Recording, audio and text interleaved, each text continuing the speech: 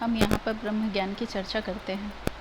इससे पहले के वीडियो में हमने चर्चा की थी कि किस प्रकार से ऊर्जा के स्तर के आधार पर हमारे व्यक्तित्व में काम, क्रोध, मोह, अहंकार का उदय होता है और भक्ति मार्ग में हम किस प्रकार पूजा करें कि हमारे इन विकारों का दमन हो सके। अब हम जानेंगे कि अहंकार किस प्रकार हमारे पुरुषार्थ को नष्ट करता है और हम किस प्रकार अहंकार का दमन भक्ति मार्ग में चलकर कर सकते हैं। वास्तव में सभी अपने अहंकार में रहकर ही भक्ति करते हैं और वे जो कुछ भी अच्छा कार्य करते हैं उसमें स्वयं को कर्ता मानकर स्वयं की ही प्रशंसा करते रहते हैं। मनुष्य के जीवन में भिन्न भिन्न पड़ाव में काम, क्रोध, मोह, माया और अहंकार का प्रभाव प्रारंभ होता है। इनमें सर्वाधिक प्रभाव अहंकार का होता है, जो व्यक्ति को अंत समय में ज्ञान प्राप्ति के बाद भी ज्ञान के अहंकार में पुनः जन्म मृत्यु में के चक्र में फंसा सकता है। आपको याद होगा कि उद्धव को जब भगवत प्राप्ति हुई थी तो वे अहंकार से प्रभावित होकर श्री कृष्ण से कहने लगे कि आप तो भगवान का रूप हैं, फिर क्यों राधा के प्रेम में आसक्त रहते हैं।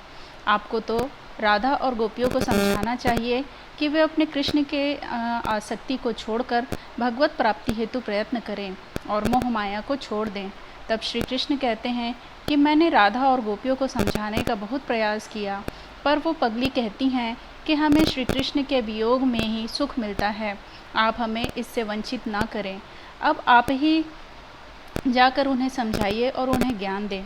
तब उद्धव राधा और गोपियों के पास जाकर उन्हें समझाने का प्रयास करते हैं, परंतु राधा और गोपियों के श्री कृष्ण के प्रेम से हर गोपियों और राधा के साथ श्री कृष्ण को रास करते देख अचंभित हो जाते हैं और अपने ज्ञान के अहंकार से बाहर निकलकर उद्धव जी श्री कृष्ण के प्रेम में स्वयं भी डूब जाते हैं। अहंकार व्यक्ति को अंधा बहरा बना देता है।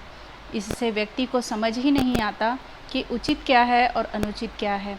वास्तव में भगवान ही हमारे सृजनकर्ता और संचालन करता है। हमारे जीवन में जो कुछ भी होता है वह उन्हीं के द्वारा किया जाता है।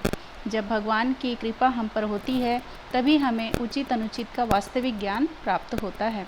जब भगवान की कृपा हम पर होती है तभी हम में भक्ति का उदय होता है।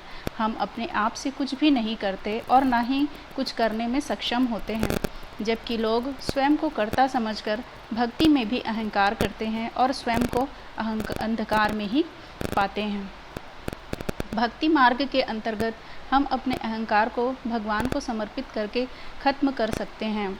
हम भक्ति में सर्वोच्च सत्ता भगवान को माने और इस सृष्टि में जो कुछ भी चर अचर दिखता है वह सब भगवान की ही संरचना है, यह मानकर अपना काम करें और जो भी करें उसे भगवान के द्वारा ही करना मानकर चलें, तो हमें कभी भी अहंकार नहीं होगा। इस प्रकार ज्ञान की प्राप्ति होगी और उसके बाद भी भगवान के कर्ता और दाता मानकर वंदन करने पर मोक्ष की प्राप्ति संभव हो सकेगी।